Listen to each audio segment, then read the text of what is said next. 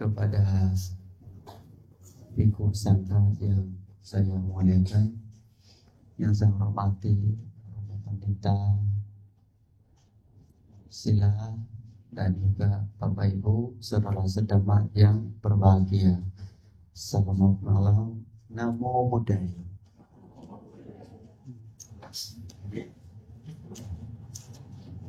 Pada kesempatan untuk kita bisa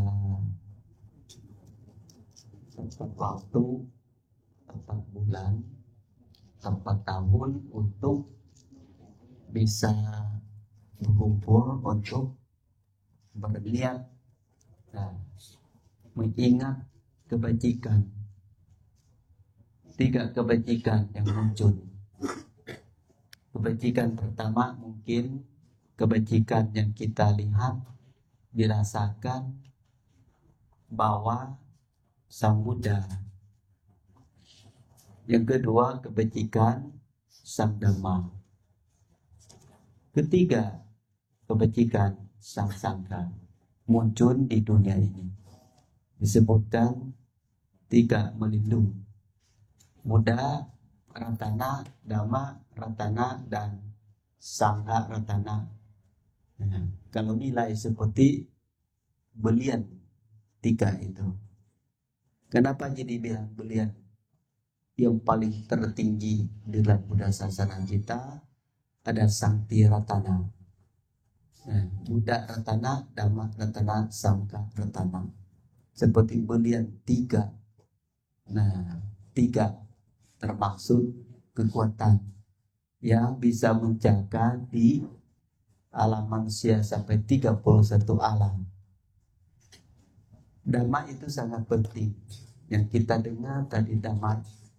Dhamma seperti roda cakra untuk putaran. Dhamma cakra. Dhamma itu roda Dhamma. Dhamma cakra putara sutta. Kepentingannya adalah asada atau asaraha puja. Asaraha puja. Kalau di Indonesia singkat asada. Kalau di Thailand disebut asaraha puja. Manfaat kalau kita mendengar dari Dhamma Cakra Putara Sutta, itu adalah Dhamma yang putar kepada 5 murid, namanya Panca Wakhiya. Panca itu 5. 1 putar ke Anjakodhamya, kedua putar ke Wapal, ketiga Adiya, keempat Mahanama, dan kelima Ajasi. Roda ini putar ke 5 murid yang pertama kali. Ini jodoh banget 5 murid. Kenapa? Sebelumnya Sang Buddha telah tercapai Buddha, berniat untuk menolong orang yang berbakti, bukan 5 Pancawaki sebenarnya. 2 orang yang berjasa besar, Uddhaka sama Aradaba. Uddhaka dapat dengan Uddhaka dapat Alala dapat. Itu guru yang menolong beliau sebelum jadi Buddha. Sudah bertanya mau memberikan berbakti pakai Dhamma ini, tetapi 2 itu jasa tidak tercapai. Dhamma adalah sudah wafat. Akhirnya ingat, siapa ya yang berjasa kepada saya akan terima kasih. Terima kasih Sang Buddha adalah memberikan Dhamma.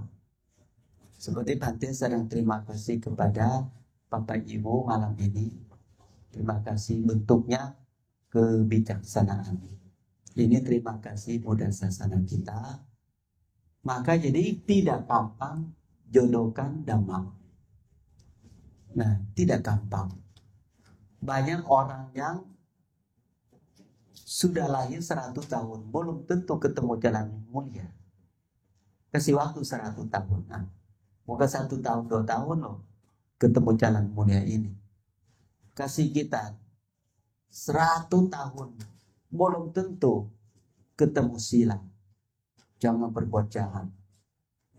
100 tahun belum tentu pernah meditasi. Belum tentu dapat jalan ketenangan batin. Ketiga, 100 tahun lagi belum tentu ketemu Dhamma diberikan untuk dorong kita jadi sucikan hati dan pikiran. Nggak mudah. Benar nggak? Setiap hari 24 jam. Kalau pondok meditasi yang jadikan jaga sempurna kita tidak diajak untuk hari asada, juga Dhamma tidak muncul di sini. Jam begini kemarin tidak ada memberikan Dhamma. Besok pun juga jam begini nggak ada Dhamma. Kemarin juga tidak ada sangka sebanyak begini.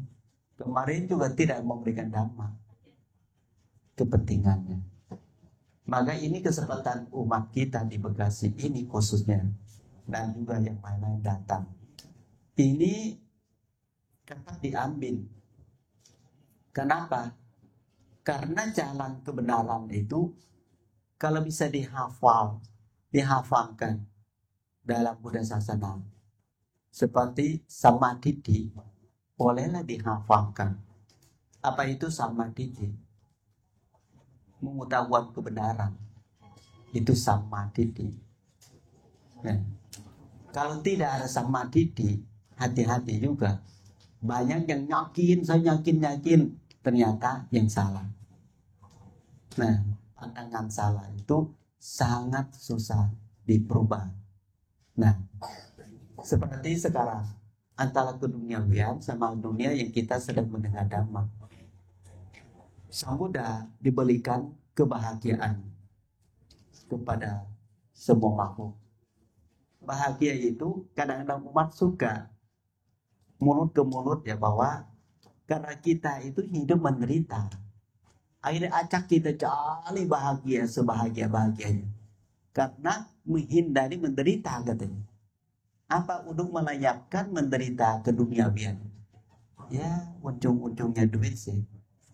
Cari duit supaya tidak menderita katanya. Ini ada juga cari mas supaya tidak menderita.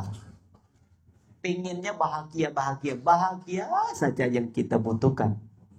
Cari. Karena merasa hidup ini tidak boleh dekat, tidak boleh sentuh menderita. Tidak mau tahu menderita itu. Pengen mau dirahasiakan, pengen mau disembunyikan. Menderita itu jangan dekat mata saya, jangan dekat sama telinga, jangan dekat sama hidung, jangan dekat sama mulut, dan juga jangan dekat sama badan, sampai jangan masuk ke hati. Tidak mau, benci banget menderita. Maka akhirnya ada orang pintar, mau bahagia nggak? Ribuan alasan bahagia sekarang. Cari bahagia. Ada yang dapat, ada yang nggak dapat. Seperti cari uang supaya melenyapkan menderita. Apakah Bapak Ibu udah cukup lolos dengan kalau ada uang sekian banyak menderita nggak muncul? Ada nggak begitu? Terbaliknya, banyak yang sering dengar itu, percuma aku banyak uang tetapi aku nggak bahagia, gitu ceritanya. Padahal dunia ini sedang cerita bahwa ayolah cari uang sebanyak-banyaknya supaya menjauh dengan penderitaan. Mungkin jauh dengan penderitaan makanan. Mungkin uang bisa bantu beli makanan. Mungkin menjauh dengan pakaian. Karena nggak mungkin menderita nggak ada pakaian bisa beli. Mungkin menjauh dengan obat-obatan. Sakit gampang kok ada uang bisa beli obat.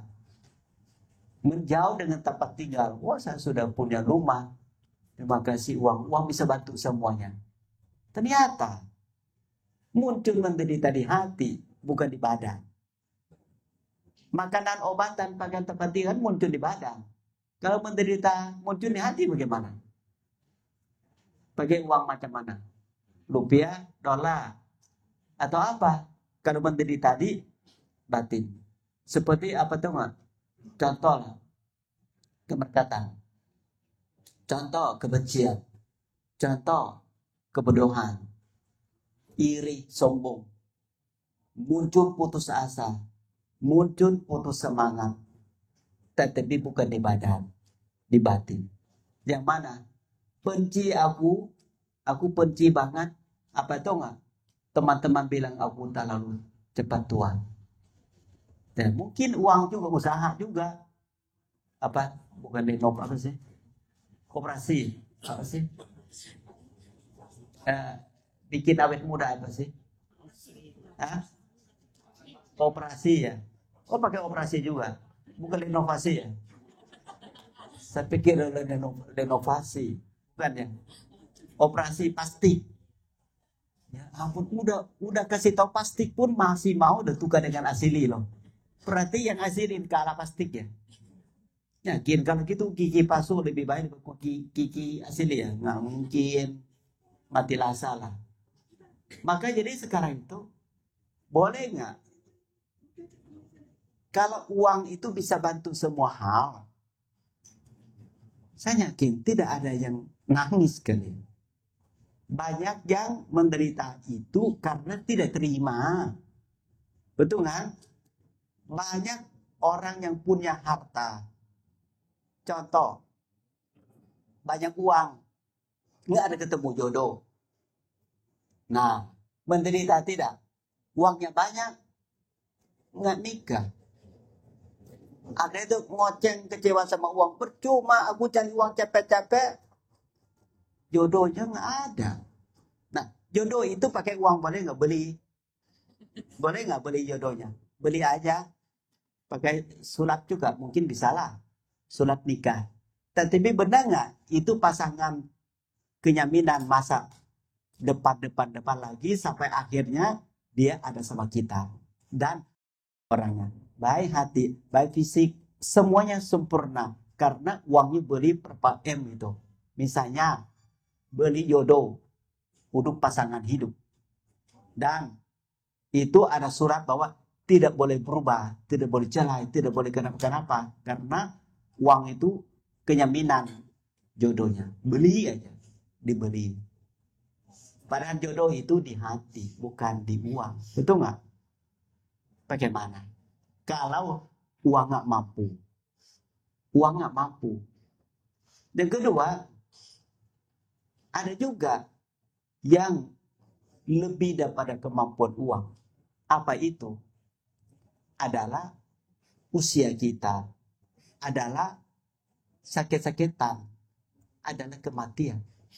Ini uangnya semakin terpisah dari kita.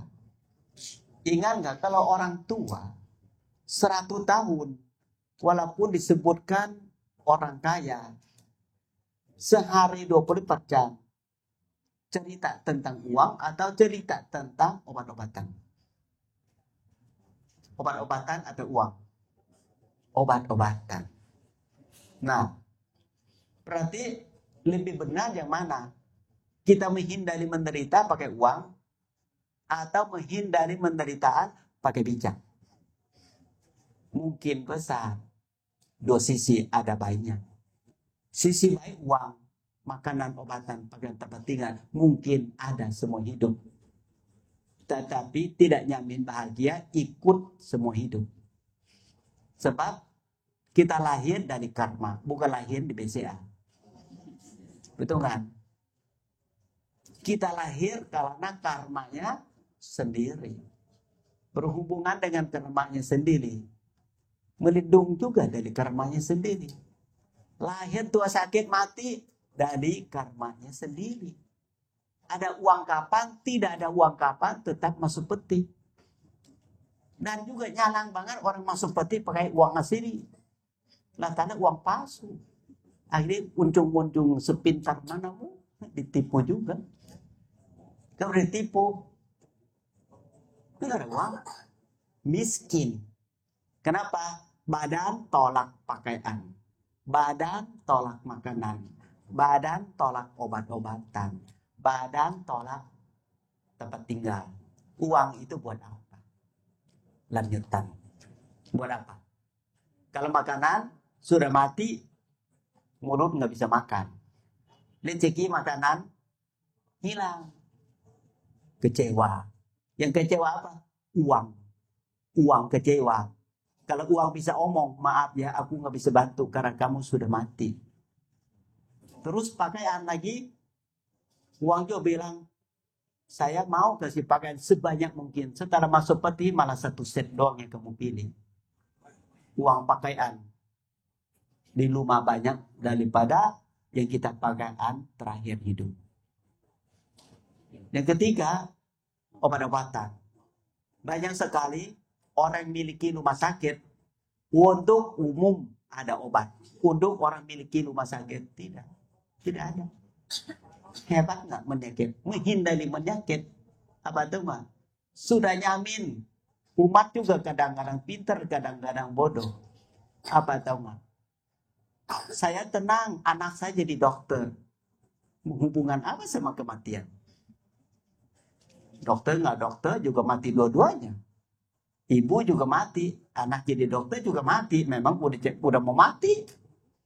Obat kematiannya belum ada. Dokter itu dokter orang masih hidup, betul tidak? Kalau sudah masuk peti, dokter juga nangis loh. Waduh, percuma aku jadi dokter nggak bisa bantu ibu aku. Kenapa? Kok ibu kok bisa sampai mati padahal anaknya jadi dokter? Masa ngomong begitu? Berani ngomong nggak? Masa sih anaknya jadi dokter kok ibu bisa sampai mati ya? Bisa juga. Oleh karena itu, obatan yang paling dijaga adalah dhamma obat. Yang obat yang saya sampaikan tadi. Ini ajaran Sang Buddha. Obat pertama itu mengetahuan kebenaran dari hukum alami. Adalah roda, keputuran. Putar antara dari pertama lahir, putar ke usia tua, putar ke sakit, sampai putar kematian. Ini tidak ada sangkutan kepada melenyapkan menderita yang kita siap-siapkan.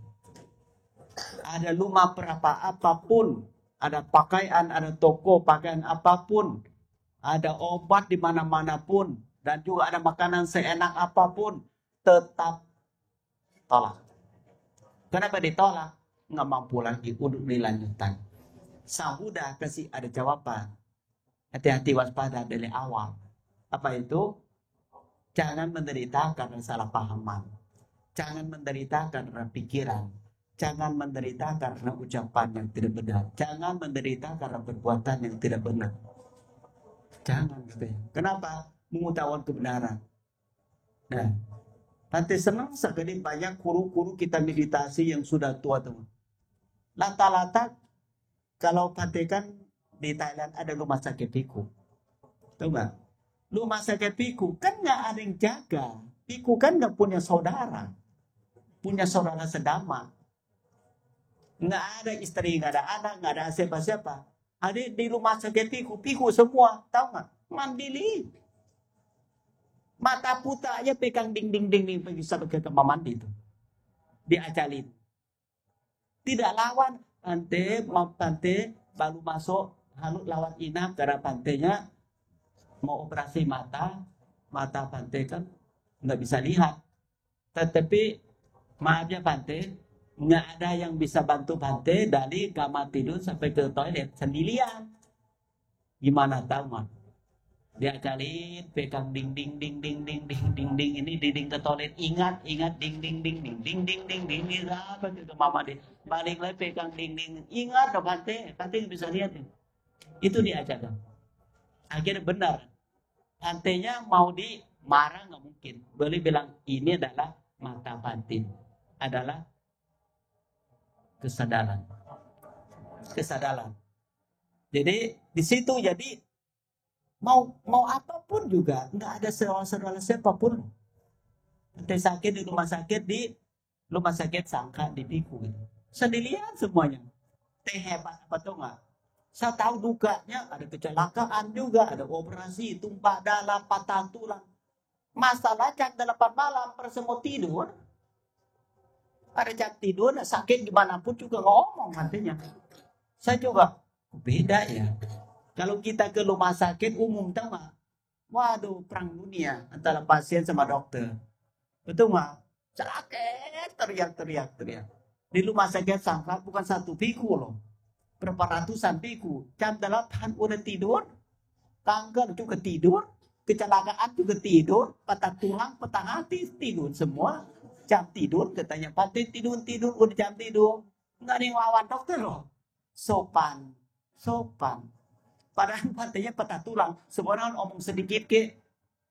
Karena nggak ada siapa-siapa. Akhirnya mungkin batin bisa bantu. Apa tuh? Meta. Apa meta itu? Terima karma masing-masing. Itu manfaat kalau mengetahui karma. Nah, memang ada manfaat juga. Pantai kadang, pantai demam, pantai pilek, pantai ada kecelakaan kecil-kecil itu, pantai suka menemukannya karma. Lalu kalau karma muncul dalam hati, rasanya diterima. Tidak ada salah di mana-mananya. Walaupun sengaja tidak sengaja, tetap kita yang salah. Apa itu? Karma. Kalau saya tidak berbuat karma buruk dari mana berbuat? Kalau saya bahagia pasti ada juga yang lampau masa saya lakukan perbuatan, ucapan, pikiran merati diri, bahagia jadi timbulkan. Nah, sebab akibat. Selesai. Kita bahas sebab akibat. Nah, maka batin pikir tuh. Enak juga ya obat batin. Semua sehati. Tanya para pantai ke rumah sakit semua itu percaya karma. Jadi sopan banget. Pantai, kenapa? Kok kaki pantai patah tulang? Iya, saya terima dulu saya pernah loh di patah tulang. Apa tuh nggak? Itu kodok-kodok. Jawabannya. Beda nggak? Kalau kita itu kok, waduh, saya nggak kenapa-kenapa. Beneran, dia yang bikin saya patah tulang, ditangkap dia, dihukum dia, saya nggak terima pokoknya. Nih, ini keduniawian. Kalau pantai patah nggak? Seperti pantai sakit pinggang, banyak pantai kamsai. Pantai kamsai, kalau pantai kamsai sakit pinggang, obatin mau. Terus pantai nggak cari musuh-musuh lah, Pak. Saya sudah tahu. Apa itu? Saya pernah patah tulang ular. Ular sebawa pisau di patah. Waktu jadi nafkah. Akhirnya setiap kali sakit pinggang, sahabat musuh-musuh lampau muncul, terima karmaku. Terbaliknya, sibuk sama prima jasa, sibuk sama minta maaf sama ular. Obat pertama yang kita lakukan apa tuh nggak? Dana obat-obatan ke orang lain. Sedosa prima jasa. Uduk apa? Uduk musuh-musuh ular kobra yang saya pernah dipatah tulang. Itu obat pertama yang saya lakukan. Obat kedua adalah obat dari rumah sakit. Obat batin duluan. Inilah disebutkan obat-obatan spiritual. Nah, Pate ambil jasa dulu. Sebenarnya Pate mimpi papa yang udah meninggal dunia. Ya bukan mimpi doang. Paginya saya cari alasan untuk terima jasa kepada papa saya. Kata juga Vedita, berbakti, kebajikan. Kalau musuh minta maaf secara berterima jasa juga, tetapi maknanya keminta maafkan. Inilah dhamma untuk menolong kita. Daripada kita bilang saya nggak salah. Ngomong sampai kapanpun juga salah. Mau ngomong sama siapa? Karena kilesa itu selalu ada di manusia yang belum sempurna. Betul tidak? Kalau cara begini, Pantai yakin, pantai enteng. Kenapa enteng? Dia minta maaf belum tentu selesai satu kali. Mana tahu berapa kali-kali. Nah, kedua juga, banyak juga orang yang kita berbuat baik kepada mereka. Mereka sedang cari kita untuk terima kasih. Betul kan? Untuk terima kasih kita. bukan siapa-siapa, diri sendirilah. Nah, itu namanya akibat dari sebab. Jadi hidup kita jadi tidak ada musuh. Hidup kita jadi tidak ada siapa-siapa, tidak apa-apa. Kenapa? Karena kita tahu hukum karma. Lahir dari, nggak mungkin tua dari orang lain. Berarti kalau sudah lahir dari karmanya, berarti baik atau buruk. Betul nggak? Tetap orang lahir jadi manusia, tetap saya yakin itu positif karma baik. Kenapa karma baik? Karena manusia itu alam yang gampang berbuat kebajikan. Alam yang bisa merhati diri. Bersila, bersamadi, dan jadi orang bijak. Nah gitu. Kalau ketemu orang baik itu sangat kita dapat positif. Seperti umat mau ketemu Bante, mau minta blessing. Nah, seperti salah satu contoh kemarin ada acara di Asada di Samakidang. Ada satu keluarga datang minta di blessing beliau sama anak-anak. Saya udah siap datang pada begini, tiba-tiba ini pangkin foto, akhirnya saya keluar dari halang sampai ke jalan. Berapa lama itu? Lupa. Sudah tunggu blessing. Lupa.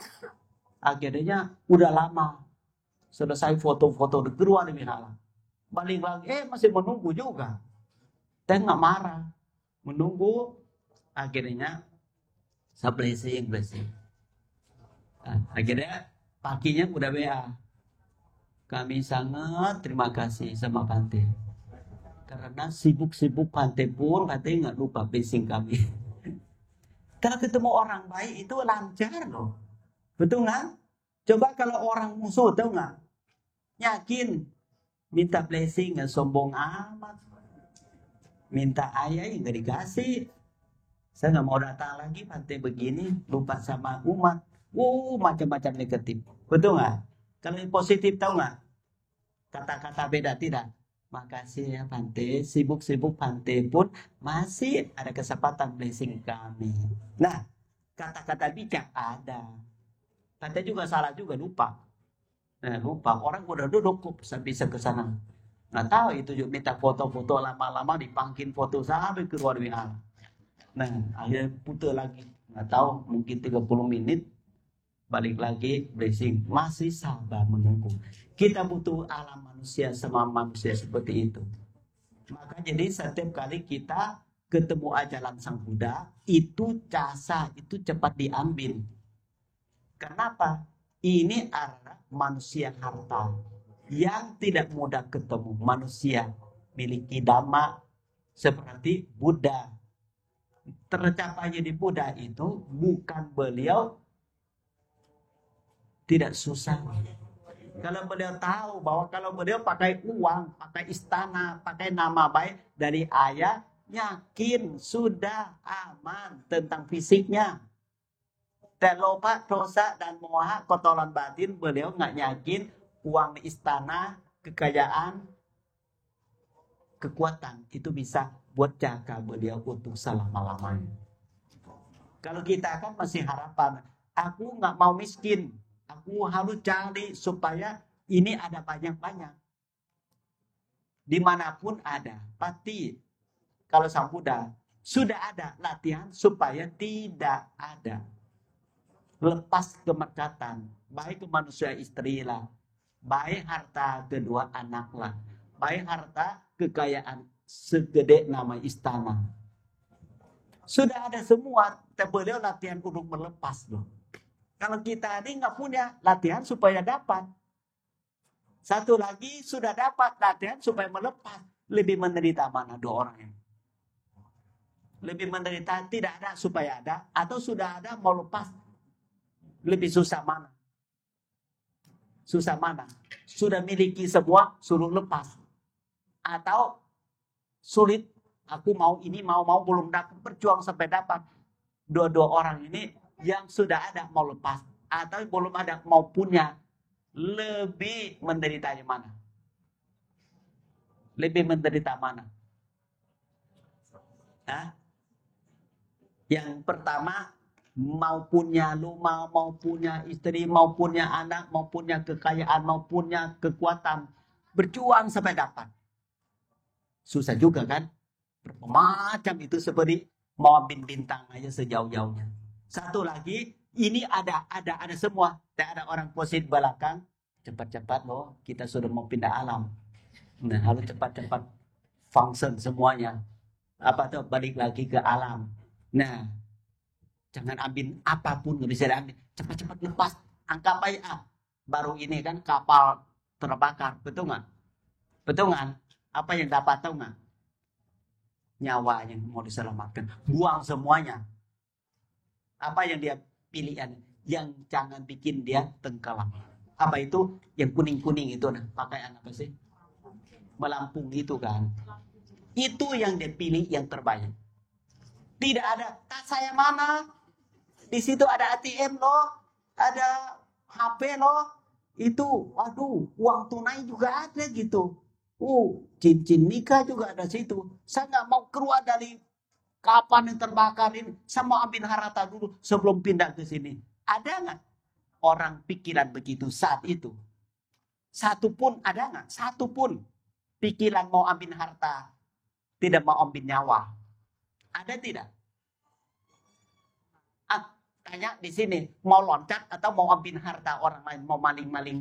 Ini kesempatan nih. Ini juga orang bawa sebanyak-banyaknya. Biarin aja, yang penting kaya terakhir per menit juga nggak apa-apa lah. Tenggelam juga, saya juga tenggelam, banyak juga di bawah. Banyak tas juga di bawah laut sama saya. Ada pikiran mau cari keuntungan saat itu. Nah, pilih mana? Ini harta yang paling mahal atau tidak? Nyawa, betul nggak? Atau nggak? Pasti pikiran itu yang penting aku selamat. Itu loh. Selamat itu arah penting harta manusia. Selamat dulu. Tapi kenapa saat ini sehari-hari kita lupa diselamatkan ini, peselamat itu. Ini dulu dong. Sambung dari manusia harta dulu. Kalau masih hidup, uang bisa pakai, istri masih bisa, anak masih bisa. Kalau harta ini kurang, yang lain juga terpisah loh. Betul tidak? Selamatkan dulu mata manusia ini. Selamatkan dulu telinga ini untuk mendengar dhamma. Selamatkan dulu hidungnya. Selamatkan dulu badan, mulut, semua ini. Ini harta yang paling utama. Bukan yang kedua. Bukan KW loh ini. Ini bukan barang KW loh. Bukan nomor 2 loh. Nomor 1. Mata asli nomor 1. Telinga asli nomor 1 juga. Nggak ada kalah menangnya. Itulah kalau kita merenungkan pasangan apa? Mata untuk melihat yang baik-baik. Telinga juga untuk mendengar yang baik-baik.